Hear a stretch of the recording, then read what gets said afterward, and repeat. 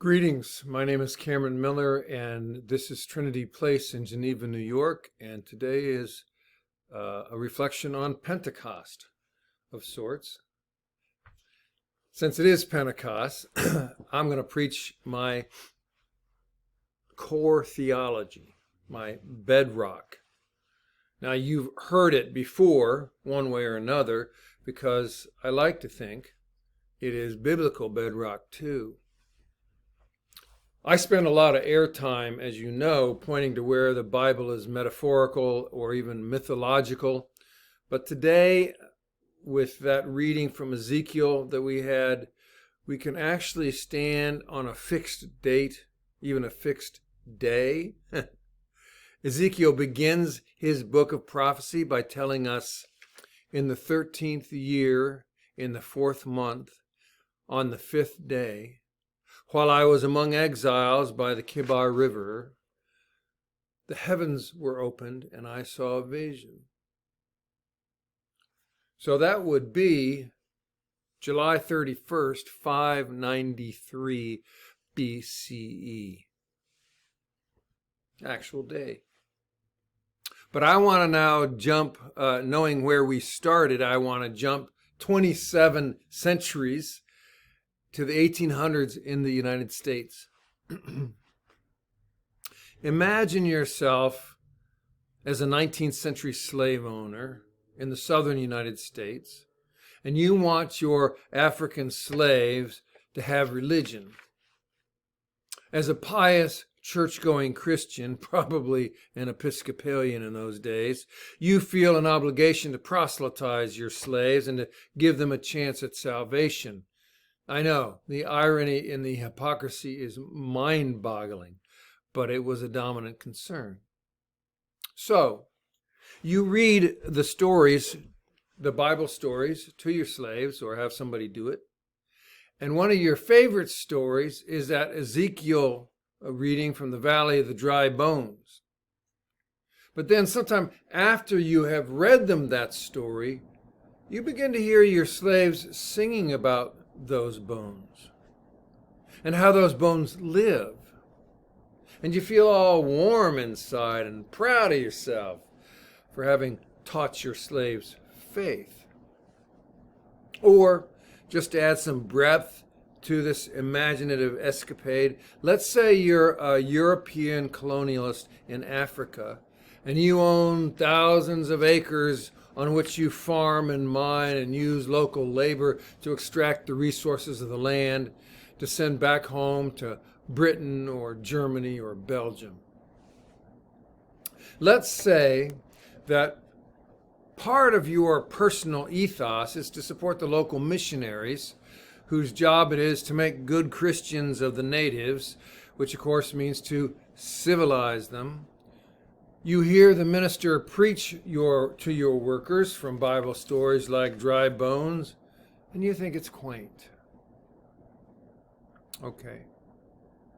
So that's Ezekiel, the Valley of the Dry Bones, as viewed from the box seats at the symphony or the opera.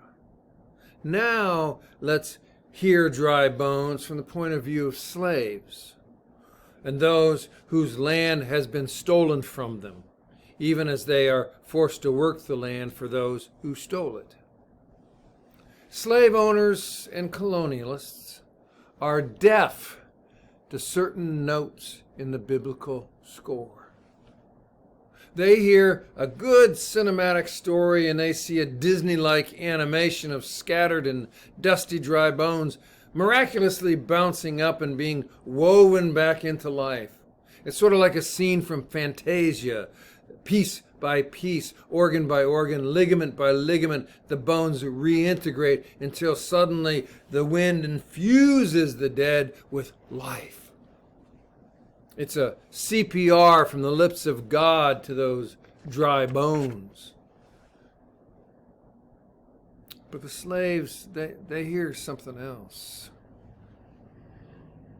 The slave who's planting cotton or cutting down sugar cane, or the Chinese railroad worker in South Africa, or the Indian miner in Congo all hear something different from what the slave owners and the colonialists hear.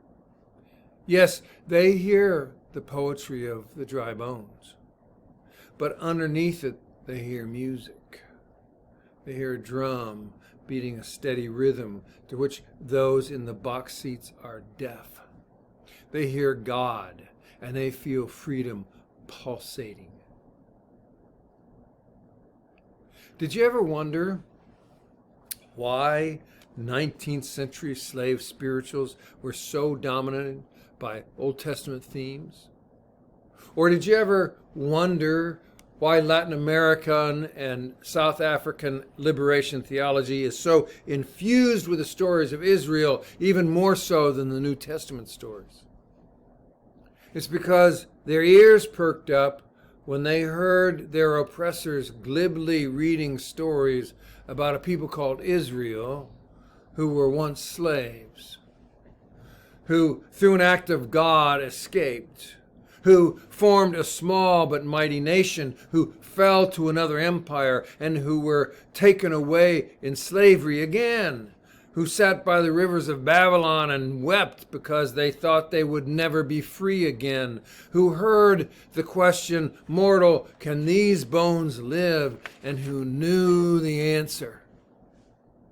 Unlike their oppressors, they knew that God was talking to them about their freedom. Slave, can you be free? Indigenous person, can your land be restored? Can your bones live? Can the scattered, dry, blown bones of your people live?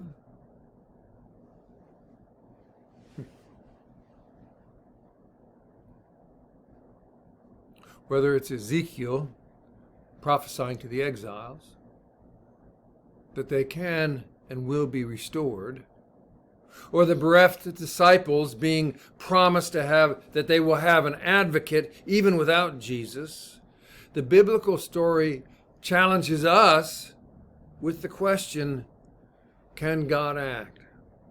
Does God act? Will God act? So let's bring that forward. Each and every one of us has a personal valley of dry bones. A painful grief, a debilitating depression, a captivating addiction, an acute loneliness, a broken relationship, an open oozing wound of the soul. Do we believe that God can do a new thing? Do we believe that God can and will do new things, even with us, even within us, even to us?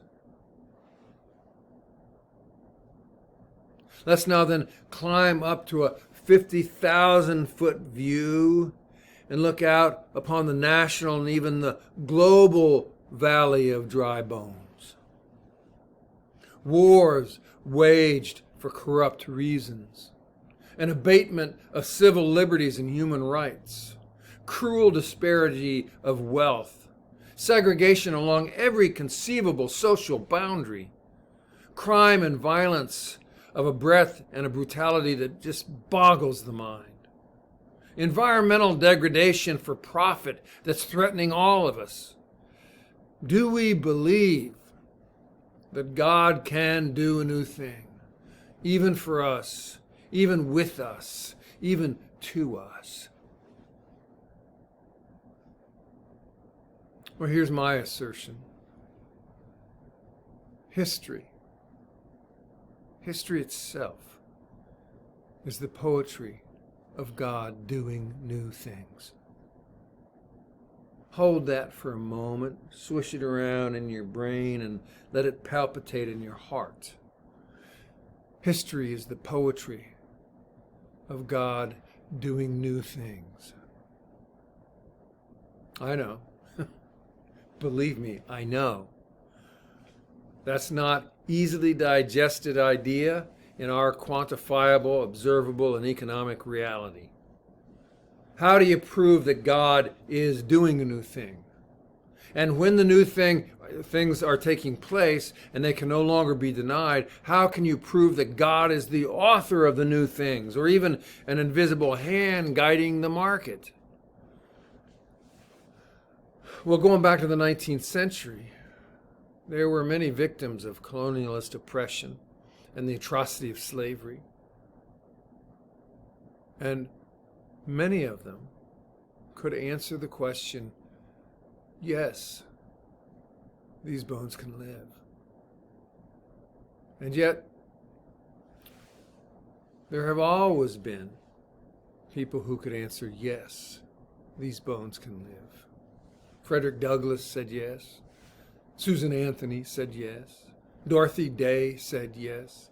Dietrich Bonhoeffer said yes. Mahatma Gandhi said yes. Martin Luther King Jr. said yes. Abraham Heschel said yes. Nelson Mandela said yes. Desmond Tutu said yes.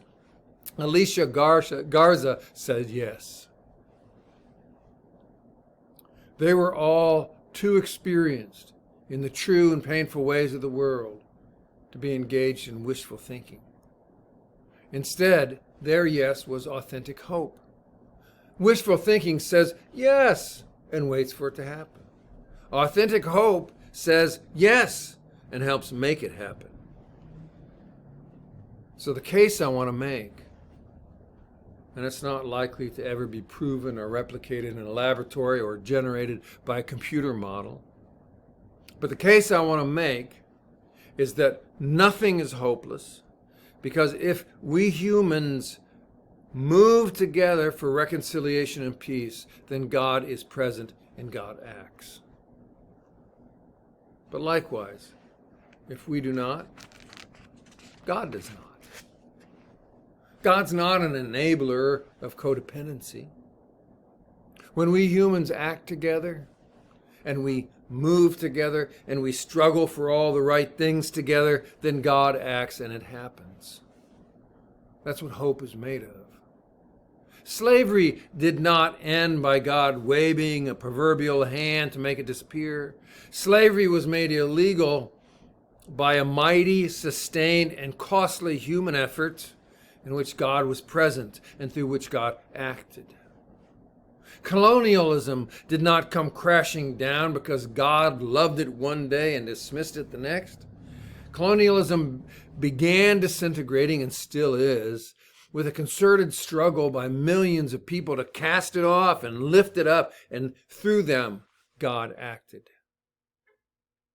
If we want to slow and survive climate change, then we humans simply must come together and struggle for liberation and restoration so that God will act and make it possible. It is true on a personal level as well. Whatever has dried your bones, whatever pain, whatever grief, whatever wound, whatever sorrow, keep working it. Keep struggling with it.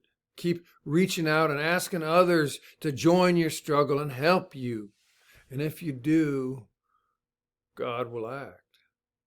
Indeed, even now, God has acted through your efforts. Ezekiel or Pentecost, that's what this is all about. We act and God acts. Like I said, there's no proving it, but I believe it. In fact, I've seen it. I say yes to it. Can these bones live? Yes.